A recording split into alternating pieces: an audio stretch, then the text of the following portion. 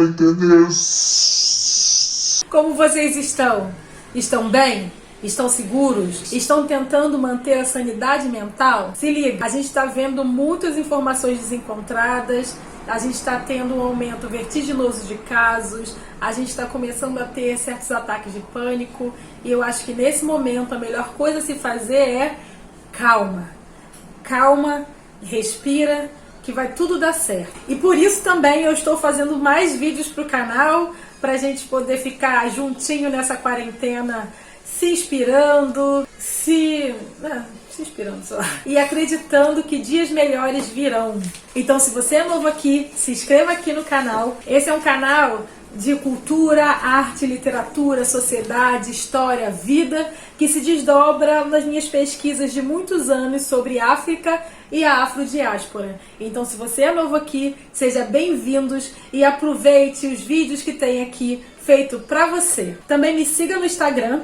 Todo sábado eu tô lançando um vídeo da série Livros Incríveis das Literaturas Africanas, com a ideia de compartilhar livros escritos no continente africano para o grande público, para que a gente possa cada vez mais se nutrir dos escritos de África, dos escritores africanos de diversas partes do continente. Então me siga também no Instagram e me siga no Twitter, porque lá é o espaço em que eu interajo com a galera e dou as minhas opiniões mais bobinhas sobre a vida. No Instagram eu também venho fazendo uma série de lives aulas em que eu vou compartilhando conhecimento e sempre com um convidado especial que agrega muito sobre a temática discutida nesse encontro. Algumas das lives eu estou colocando aqui no canal no YouTube, então você pode assistir. Tem live sobre a universalidade, pluriversalidade, tem live sobre amor, o ato político-poético, tem live sobre mulherismo africano. E também gostaria de pedir que vocês me ajudassem a furar bolhas. É muito importante que os meus vídeos cheguem a ouvidos e olhos que normalmente não acessam um conteúdo tão rico como o meu. Então, se você gosta desse conteúdo, se você gosta das coisas que eu tenho falado, se você se sente inspirado por mim, eu peço que você compartilhe nas redes, compartilhe no Zap da família, compartilhe com todo mundo, para que eu consiga finalmente aumentar o número de inscritos no canal e furar as bolhas e tocar o coração e fazer outros sóis acenderem, não é mesmo? O vídeo de hoje ele é um pouquinho mais sério, ele fala sobre racismo científico e as declarações dos cientistas em relação à vacinação no continente africano. Então vamos lá para a vinheta e já já a gente bate um papo sobre isso. Corona, corona, corona, corona, corona, corona. Se nós pegar isso vai ser muita ironia do destino. Então hoje o papo é um pouquinho mais sério e eu decidi fazer esse vídeo aqui porque fiquei um pouco impressionada com a cara de pau e o racismo científico dos cientistas europeus, sobretudo franceses, que vem burlando toda a ética da própria medicina e da própria ciência para dizer que vamos sim testar vacinas indiscriminadamente no continente africano. Vários jogadores de futebol africanos, como como Eto'o, fizeron campañas repudiando esas declaraciones. Dos científicos franceses dijeron en el canal LCI que se debería hacer un estudio para curar el coronavirus en África, donde no hay mascarillas, ni tratamientos, ni reanimación, y desataron la furia de 3 estrellas del fútbol de ese continente. Demba Ba lo tomó con ironía. Bienvenidos a Occidente, donde el blanco se cree superior. Hemos pasado el punto de no retorno. Didier Drogba espetó: los africanos no somos ratas de laboratorio, es profundamente racista y asqueroso. Samuel Eto'o fue sin rodeos: hijos de p***. África no es su campo de pruebas, son una porquería. Mas eu gostaria de conversar um pouco sobre isso e evidenciar alguns pontos importantes para a gente refletir juntos sobre todo esse racismo científico dessas declarações. Então, primeiramente, a gente precisa lembrar que o racismo científico ele tem a sua eclosão com as teorias eugenistas de Lombroso e companhia. Aqui no Brasil, a gente tem a figura do Nina Rodrigues encabeçando esse discurso. E o que é o racismo científico de Lombroso, por exemplo? É aquela teoria que diz que se você tem o fenótipo tal, se você tem o nariz tal, se você tem a cabeça tal, você é mais propenso a ser um criminoso, por exemplo. O racismo lambrosiano, ele já vem há mais de um século ditando algumas políticas públicas, não só no Brasil, mas no mundo. Então, de certa forma, não me surpreendeu muito, né, essa declaração dos cientistas de dizer que vamos lá aplicar vacinas no continente africano, já que o continente africano é sub-humano, não é mesmo? Mas eu queria falar sobre uns outros pontos importantes a serem discutidos aqui, como, por exemplo, essa longa história, já desde o século XVIII, século XIX, o seu auge, e início do século XX, dos europeus utilizarem corpos negros, africanos e também corpos indígenas, ameríndios. A professora Karine Nahara fala muito sobre isso nas aulas dela. Que serviam para etnografia e para antropologia. O que significa isso? A gente está falando por exemplo, dos zoológicos humanos. Então, vários africanos e vários ameríndios foram levados para o continente europeu e também para os Estados Unidos para servirem de mostras para esses eventos que chegavam a juntar 1 milhão de pessoas na sua totalidade. A gente tem 2 exemplos muito fortes na história, que é a Vênus Negra, que foi uma mulher do Congo, utilizada como experimento científico nessas feiras europeias, em que o seu corpo ele era violentado, exposto, os médicos eles lhe tocavam, eles faziam experimentos científicos publicamente, porque acreditavam que ali tinha um exemplar para ser estudado. Um outro caso muito famoso é de Ota Benga, é um congolês que a gente conhece pela alcunha de pigmeu, mas é da etnia Tse, em que Tse-Otoa, não me lembro. Fala que a gente vai colocar. A gente vai colocar aqui a etnia porque eu me esqueci, mas ele é um caso emblemático porque no início do século XX ele vai ser sequestrado do Congo, levado para o continente europeu e logo em seguida levado para os Estados Unidos, em que ele vai ser exposto como uma espécime primitiva.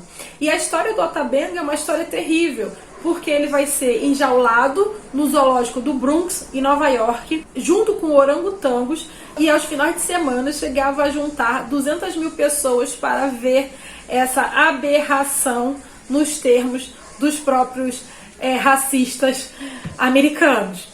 Então o Ota Benga, ele vai ter seus dentes cerrados, ele vai ser vestido como um uga-buga africano e ele vai viver dentro de uma jaula por longo tempo, até que o movimento negro afro-americano vai se mobilizar e finalmente conseguir, a partir de medidas judiciais, retirar o Ota Benga dessa condição. Ota Benga, ele vai viver nos Estados Unidos durante um período, vai trabalhar em fábrica, tem algumas fotos dele fora dessa situação, mas obviamente ele não vai aguentar esse deslocamento, já que o seu mundo não faz mais sentido, totalmente cortado com seu vínculo de África, então para ele a existência já não servia mais para nada, até que em determinado momento ele se mata. E por que eu estou trazendo esses 2 exemplos? Para mostrar para vocês que não é de hoje que os humanos oriundos do continente africano foram utilizados como ferramenta científica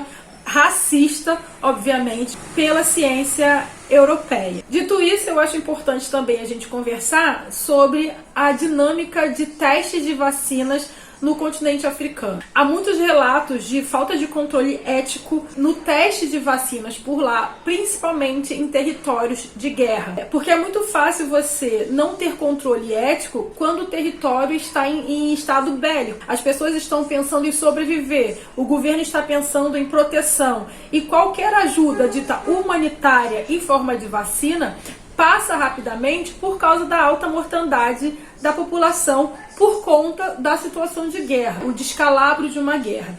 E isso abre premissa para a gente refletir sobre uma série de coisas. Por exemplo, o quanto a guerra, o estado de guerra é vantajoso para certas economias. O quanto o estado de guerra é vantajoso para o avanço científico de certos territórios, né? Vantajoso para uns, e extremamente desvantajoso para outros, não é mesmo? Dito isso, eu gostaria de sugerir um filme muito bom chamado Jardineiro Fiel, em que conta a história, né, um relato sobre testes de medicamento no território africano, sem controle ético, e também fala sobre o poder das indústrias farmacêuticas, que são o pior do pior do pior que esse mundo já produziu, né, dentro do continente africano. Então, eu gostaria também de trazer um relato de uma notícia que saiu há bem pouco tempo sobre as vacinas de tétano ministradas no Quênia, que traziam como efeito colateral a infertilidade. Então a gente tem que pensar sobre isso. Até que ponto essa... O que você quer?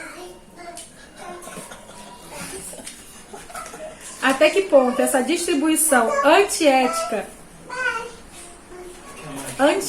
de vacinas, ela traz um avanço científico para países europeus e, sobretudo, para a indústria farmacêutica à custa de milhares e milhares de vidas, né? Porque se você, num país não africano, num país eurocêntrico, deveria, para conseguir vacinar a população, leva-se em média um tempo de quase 10 anos, por conta dos testes, depois os testes em animais, depois a validação científica desses testes, para depois passar por um conselho de ética, para depois vir sim aplicar numa minoria da população para fins de testes, para depois vacinar a grande população. Então a gente está falando de um período que pode demorar até 10 anos. Mas se você tem uma base racista, considera os africanos e, consequentemente, as pessoas negras como sub-humanas, não precisa de controle ético. Afinal, eles estão ali morrendo, com os braços estendidos pedindo ajuda. Nada melhor que nós, europeus, o suprassumo da sapiência, vamos lá e testemos indiscriminadamente as vacinas nesse povo, não é mesmo? E a gente não pode esquecer também que a gente tem relatos, por exemplo, na Segunda Guerra Mundial, de várias pessoas de origem africana e pessoas negras que foram sim utilizadas como objeto de ciência durante esse período. A gente consegue encontrar nos documentos pessoas que eram abertas, sem nenhuma preocupação com essa dor, pessoas que tinham seus órgãos retirados para ver até onde essa pessoa aguentaria sobreviver sem tal ou tal órgão. Enfim, existem muitos relatos em relação a isso, não só relacionados aos judeus, mas também a pessoas negras, as pessoas ciganas, as pessoas deficientes, enfim, aquela coisa bastante nazista que a história deu conta e provavelmente você já sabe. Então eu acho que o ponto principal que a gente precisa refletir é que a atitude racista científica que esses cientistas trouxeram agora nessas declarações há poucas semanas atrás, durante essa pandemia, nada mais é do que uma atualização de um processo que eles já trazem como processo científico desde pelo menos o século XIX. E isso não diz respeito somente às pessoas negras, mas também às pessoas ameríndias. A gente não pode esquecer que empalhavam-se indígenas ameríndios para colocar em museus, né? A gente tem uma série de relatos dos povos mapuches, por exemplo, que eram levados ao continente europeu também para servirem de mostras científicas e mostras do zoológico humano. Só para dizer que o Ocidente ele age dessa forma diante do roubar, matar, destruir, assimilar e dominar, que é já uma característica comum da sua forma de ser e estar no mundo. Então, apesar de não ser surpreendente essas declarações, pelo menos para mim, mostra mais uma vez que a Europa não perde a sua forma de existir racistamente em relação aos outros povos. Se você gostou dessa reflexão, se você tem contribuições a fazer, por favor, deixe no comentário. É muito importante que a gente discuta em conjunto essas declarações, porque começa no continente africano, mas se expande a todos os povos não ocidentais, não europeus do mundo. E é importante também que a gente pense na dignidade e na humanidade de todos os seres que vivem neste planeta. Não apenas os seres humanos, mas todos os seres naturais, sendo eles uma pedra, sendo eles uma árvore, sendo eles um vulcão ou até mesmo um oceano.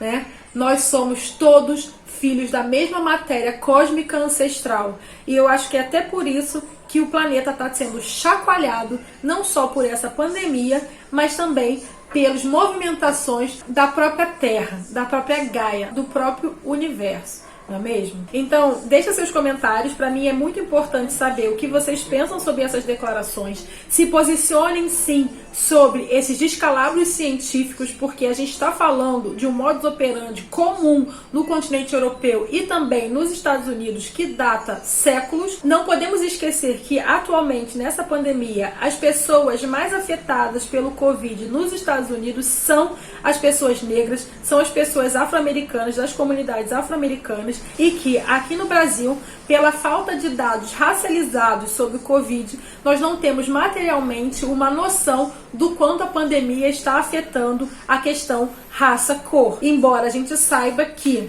nas comunidades o processo de quarentena, o processo de cuidado, o processo de proteção fica um pouco mais complicado devido às condições de abandono que esses territórios sofrem. A falta de saneamento básico, há comunidades que não têm água. Se você não tem água, como você vai lavar a mão? Como é que eu vou conseguir explicar a uma pessoa a higiene básica de se ter as mãos limpas por causa da pandemia, por exemplo, se essa pessoa não tem o mínimo como água em casa? Ainda mais tentar falar para ela comprar álcool gel em que uma garrafa custa R$20. A gente sabe muito bem que a pandemia não escolhe raça, não escolhe cor, não escolhe gênero, mas a gente sabe muito bem que o processo de afetação dela, ele é intensificado quando se tem condições precárias de existência e de sobrevivência. Acho que é importante a gente também ter essa noção que a desigualdade social é sim um agravante para o processo de pandemia. É sim um agravante para um processo de cuidado nessa pandemia. Até porque, será que todo mundo conseguirá ter atendimento médico de qualidade? Precisamos pensar sobre isso. Então, muito obrigada por ter assistido o vídeo até aqui. Eu espero que essa reflexão tenha ajudado de alguma forma a acender o seu sol sobre essa questão. Saiba que a gente precisa sim ter maturidade e inteligência emocional nesse momento, e que se você por acaso está se sentindo deprimido, está se sentindo inseguro, está se sentindo com algum problema de saúde mental, peça ajuda. Você não precisa passar por isso de maneira solitária. Todos nós estamos na quarentena juntos. E também, se você está fazendo algum tipo de arrecadação solidária, por exemplo, aqui o pessoal do Ocupa Alemão está fazendo arrecadação no Complexo do Alemão, e se você tiver informações sobre outras arrecadações, não somente no Rio de Janeiro, mas no Brasil, deixa no comentário, porque eu quero divulgar essas ações, porque eu entendo que elas são essenciais para a sobrevivência da população pobre e negra aqui dentro do Brasil. Então, para finalizar, eu preciso dizer uma coisa: África é para os africanos. Então, Oiá, Tionã, se cuidem e seguimos firmes. Tchau!